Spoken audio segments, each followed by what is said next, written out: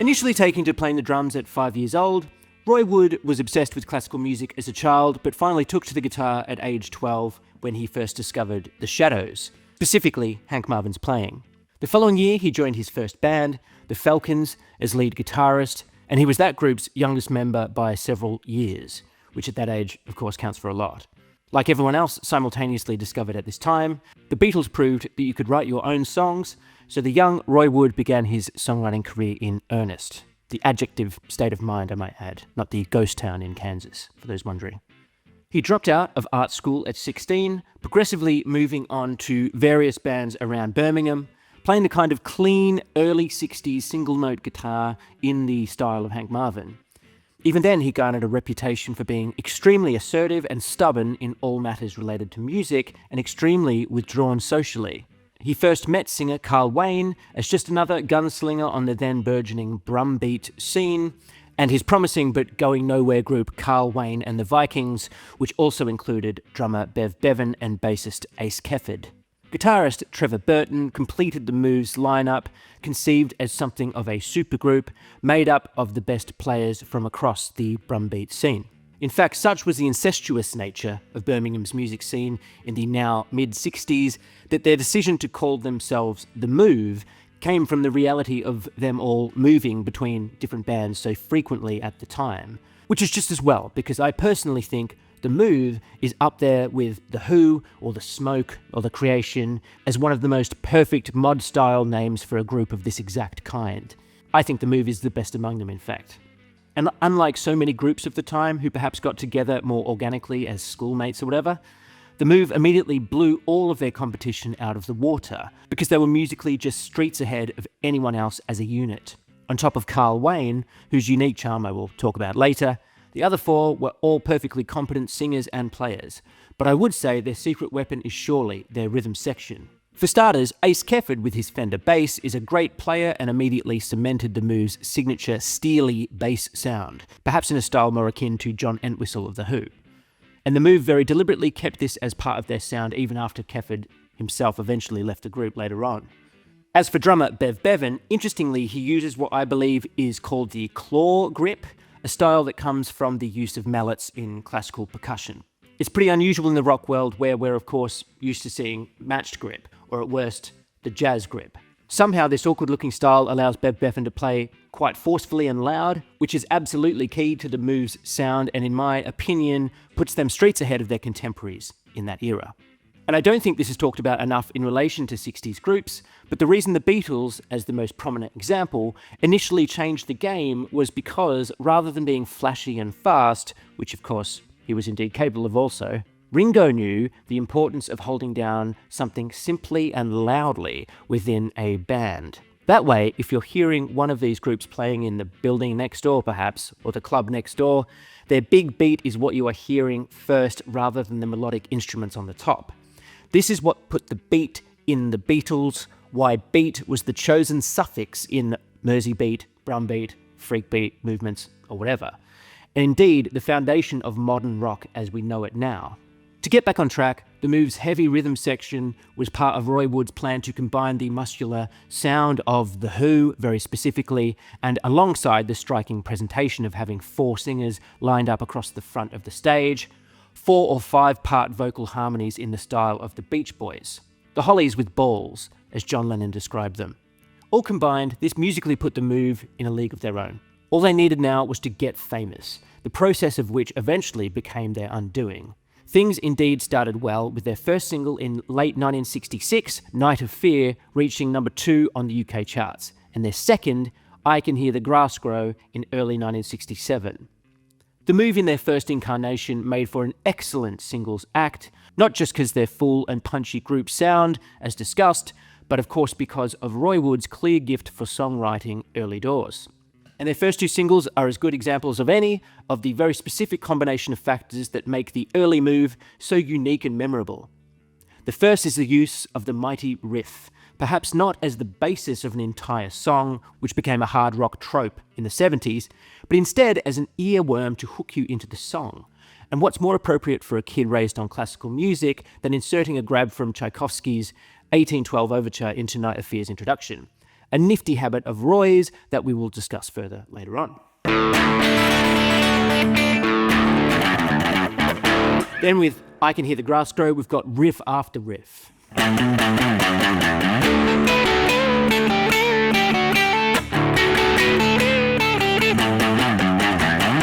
the people all in line, what's making them look at me? You imagine that their minds are thinking the same as me. What a tune. This classic song was my first introduction to the Move, as it happens, a result of its inclusion on the Nuggets 2 compilation. And it was the moment I immediately fell in love with this band. But it is typical of the Move's broader offer, just like Night of Fear is, in that as well as the riffs, each section of the song has a different singer taking the lead, which after you take their overall heaviness, for a pop group at least, into consideration, must have made for a pretty overwhelming spectacle in a live setting. You've got different instruments playing, all these little hooks, and on top of that, your focus is shifting between different members of the group, all within the same song.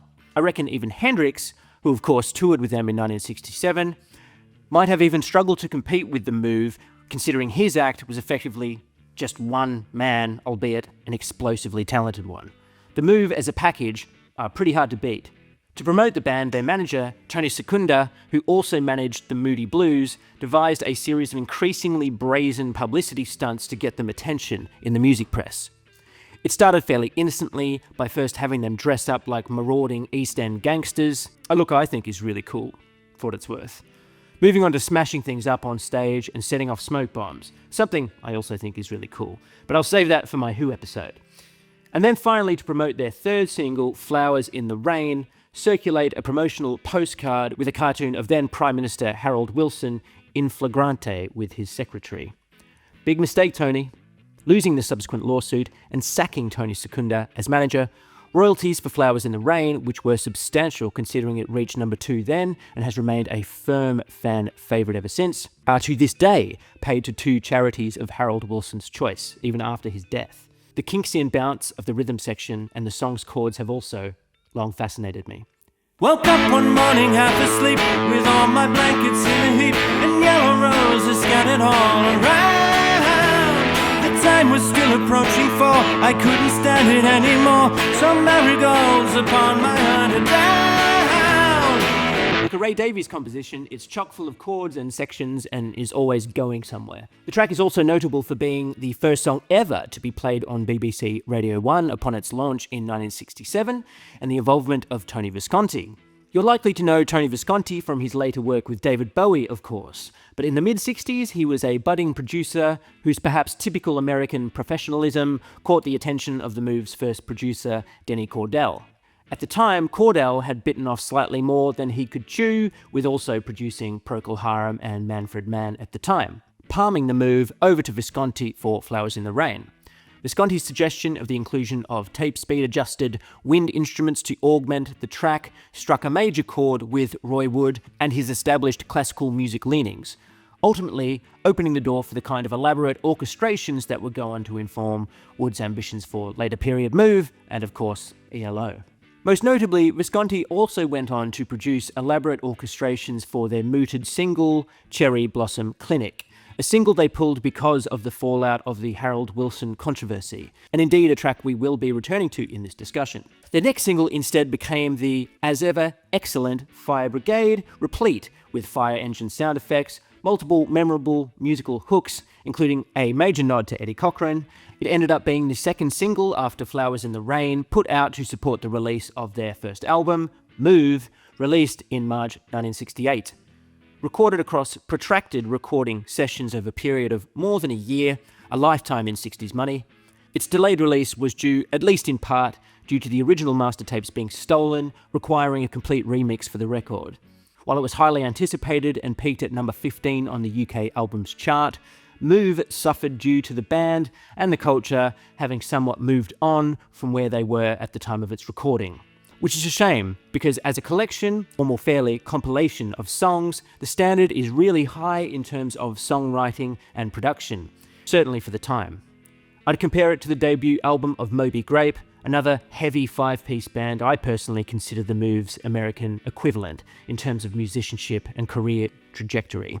The Move were clearly conscious of this themselves, including a version of Moby Grape's classic track, Hey Grandma, on this album. I'd even say their version surpasses the original, at the very least in terms of production, again.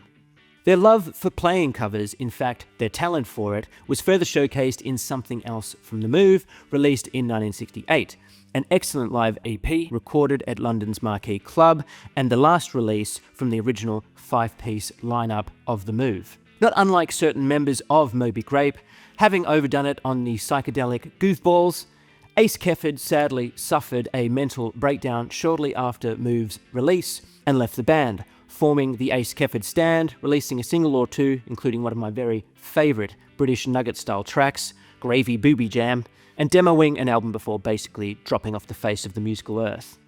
Bummer. Between the start of the once again drawn-out recording sessions for their second album, Shazam, in mid-1968 and late 69, they released 3 more perfectly good singles in Wild Tiger Woman, the hit single Blackberry Way, which Carl Wayne refused to sing for some reason, and the not quite as good Curly. But the writing was well and truly on the wall, as the culture had decidedly moved into the album era, leaving the Move somewhat behind. Founding member Trevor Burton, who had more or less been relegated to playing bass after Ace Kefford's departure, eventually decided to leave the group also. Even if, through today's eyes, I think he was mad to leave such an inventive pop group, I suppose with so much blues rock in the air, it would have made sense for him to go off and try to be the next Eric Clapton. Yet another British white man playing blues in an already crowded field. He certainly didn't help himself by naming his new band Balls. That's right, Balls. Ladies and gentlemen, please welcome Tits to the stage. What was he thinking? In the Move, he was replaced on bass by Rick Price, but interestingly, Wood also apparently approached his hero Hank Marvin with an offer to join the band on the proviso that Wood himself would actually take up the bass player position. Predictably, this never eventuated, but it's pretty incredible to think where this could have taken them. Nonetheless, this marked the point where Roy Wood began thinking about his next project, effectively giving up on the Move creatively, or at least insofar as thinking about the Move solely as a springboard to what would become the Electric Light Orchestra. To this end, he also approached Jeff Lynne around this time, who wouldn't actually join the Move until after the release of Shazam, on account of still seeing potential in his own group, the Idle Race, who in all fairness are pretty good. They picked up the freshly sacked from managing the Small Faces Don Arden around this time as manager, one of the most sinister characters in music management history, who soon sold them onto Peter Walsh, who specialised in booking acts on the cabaret scene. The future was not looking particularly bright for the Move.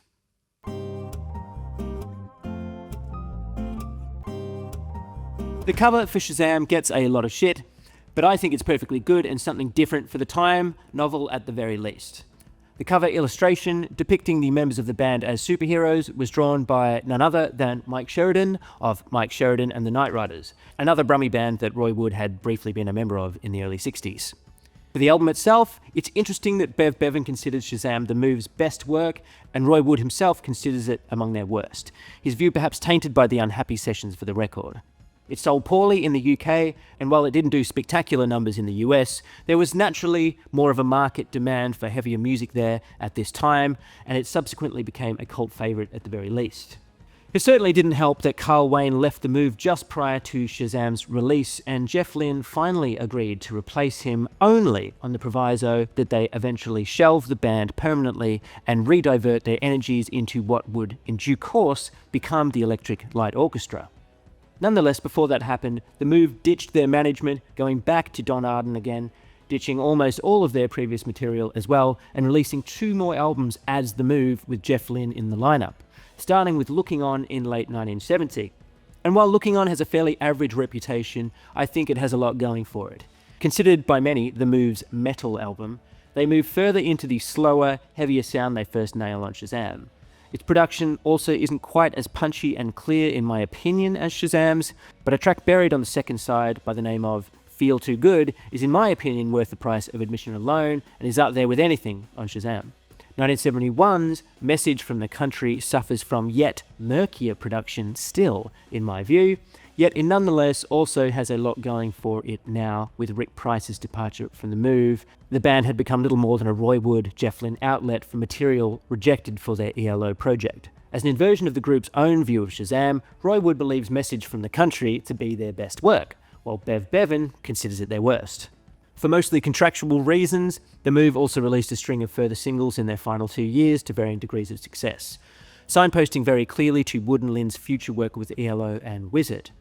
Notably, as a means to help overcome his stage fright and general insecurities, Wood began experimenting with stage makeup, which would eventually become a major part of Wizzard's glam rock aesthetic. Bev Bevan, of course, stayed with them, and ELO released their debut album in December 1971, marking the official end of the Move as an ongoing concern. A less than magnanimous end for a band that was at one point at the forefront of psychedelic pop, and certainly one of the hardest, toughest and tightest live bands working in the UK in the late 60s.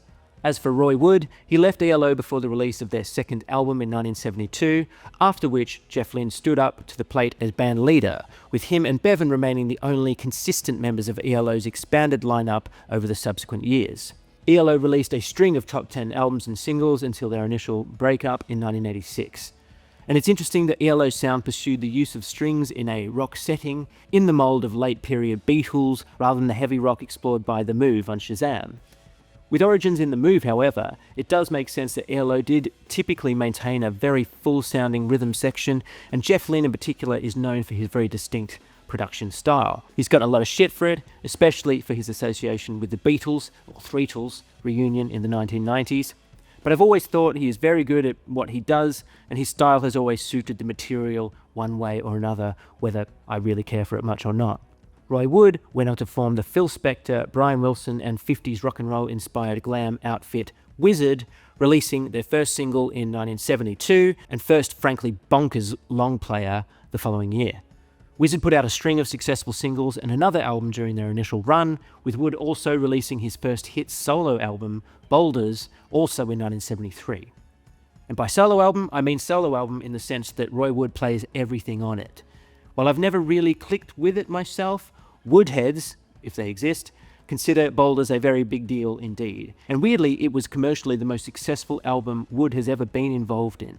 Even better, to cap off a busy year for Roy, Wizzard released the single I Wish It Could Be Christmas Every Day in 1973, perhaps only second to Slade's Merry Christmas Everybody as a Yuletide perennial favourite here in the UK. While Wizzard didn't last much longer as a group, that song's success earned Roy Wood more money than God, as they say.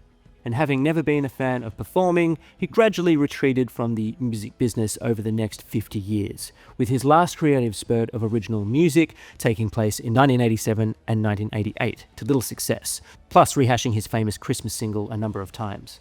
These days, Roy Wood is rarely heard from other than to offer some of his rather backwards political views. And all power to him. He gave the world a lot of music and owes the rest of us nothing at all. He is a classic English eccentric in the sense that were he born in another time, he may have struggled to apply his unique talents in a successful way. In some regards, it's a miracle that the weird and wonderful music genres of late 60s hard rock and psychedelic and early 70s glam rock provided a platform for this incredibly talented rock and roll hermit. But this video is not about Roy Wood. It's about the Move. Most people never get a second chance in the music game. And in the space of a decade or so, Roy Wood had 3 stabs at it, to degrees of success most musicians can only ever dream of, with the Move representing only the first of those, and the least successful one. Bev Bevan was lucky and, in all fairness, talented and cunning enough to follow Roy into ELO and enjoy its subsequent success. Carl Wayne also had a second chance, but not in rock and roll, outside of joining a late period lineup of the Hollies for a few years. With his good looks and aptitude as an all-round entertainer, he instead had a long and fairly successful career in television and theatre, sadly passing away at the relatively premature age of 61 in 2004. So here's to Carl Wayne, in my view the unsung hero of the Move story. There's a million bands that burn brightly before fizzing out in the mid to late 60s, and aside from being part of a wider and more successful musical family tree, The move is simply no different. But through circumstance, they committed some great music to tape in their time, and Shazam is just a snapshot of where this group of people were from and where they were going, even if many of them didn't consider it much chop at the time. If you liked this video, please do me a favour and hit the like button, but if you didn't, rather than hit the dislike button, can I suggest you leave a comment and let me know why? I'm always open to feedback, advice, and opinions that challenge mine, plus it apparently helps me game YouTube's algorithm. If you subscribe and ring the bell, it will let you know whenever I put something new up. You can follow me on all the socials if you're so inclined, and if you'd like to incentivize me with a $5 a month to continue doing these videos, a link to my Patreon should be just beneath this video. Cheers.